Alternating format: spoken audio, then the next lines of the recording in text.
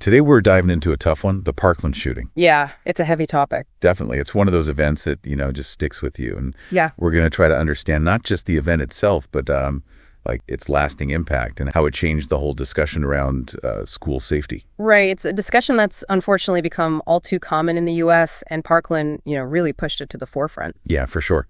So let's rewind back to February 14th, 2018, Valentine's Day, right? Right. A day for, love and celebration. And it turned into this horrific event at Marjorie Stoneman Douglas High School in Parkland, Florida. It's one of those days that you just, it completely changes the lives of so many families. And the shooter, Nicholas Cruz, he was a 19-year-old former student. He'd been expelled.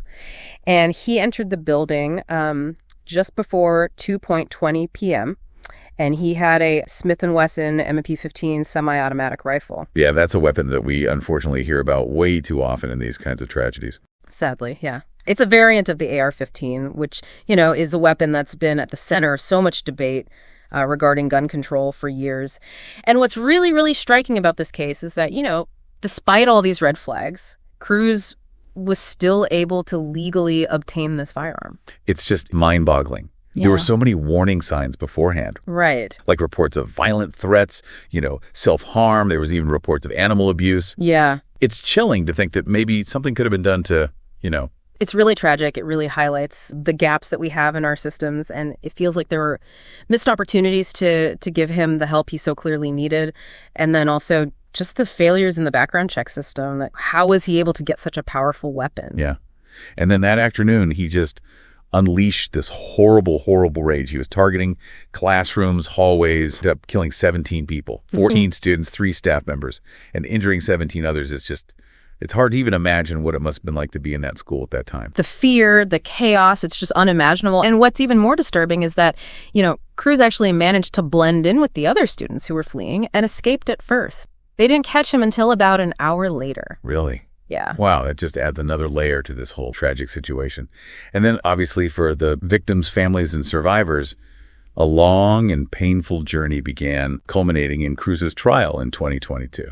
Yeah, that trial was very emotional. The prosecution was pursuing the death penalty, but the jury ended up deciding on life in prison without parole. And this sparked a lot of debate, with some people feeling like that sentence wasn't harsh enough, and others, finding some comfort in the fact that he'd never be free again. Yeah, I can see both sides of that. I mean, there's no easy answer, right? No. There's no verdict that can truly bring back the people who were lost or heal the trauma that everyone went through. But one thing that did come out of this tragedy was a surge in activism. Yeah.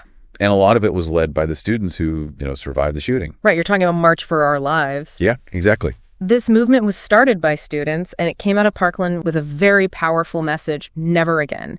And they were demanding things like stricter gun control, universal background checks, banning assault weapons, increasing funding for mental health resources. It really seemed like they captured the attention of the whole nation, right? They did. Like they turned their grief and anger into this call to action that just resonated far beyond Parkland. It did. It really resonated. They organized all these rallies, met with lawmakers, and they really gave a voice to a generation that was demanding change.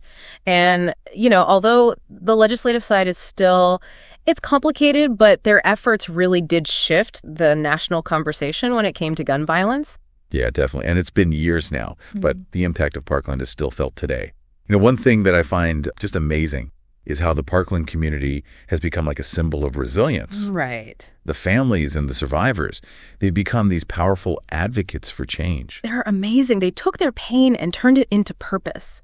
And they're working tirelessly so that the memories of their loved ones fuel this movement for a safer future. I mean, they've shared their stories, lobbied for all these changes in policy, and provided support to other communities that have been affected by gun violence. Yeah, it's really inspiring. I mean, this whole deep dive has been, really heavy. It has. But I think it's just so important to understand the depth of this issue. And I think it leaves us all with a lot to think about, especially when it comes to personal and societal responsibility. Exactly. Like, how can we prevent these tragedies from happening in the future? That's the big question, isn't it? How do we make sure that our schools are truly safe havens for learning? What are the steps that we can take, individually, but also as a society, to really address the root causes of gun violence? And how do we create a world that puts the well-being of children first? Those are questions that we all need to be thinking about. For sure. And, one thing to remember is that this conversation, it doesn't end here. There are organizations out there are people out there working every single day to make a difference. And I think by understanding these issues better, we can each do our part to create a future where, these kinds of tragedies, they don't happen again. I hope so. Yeah.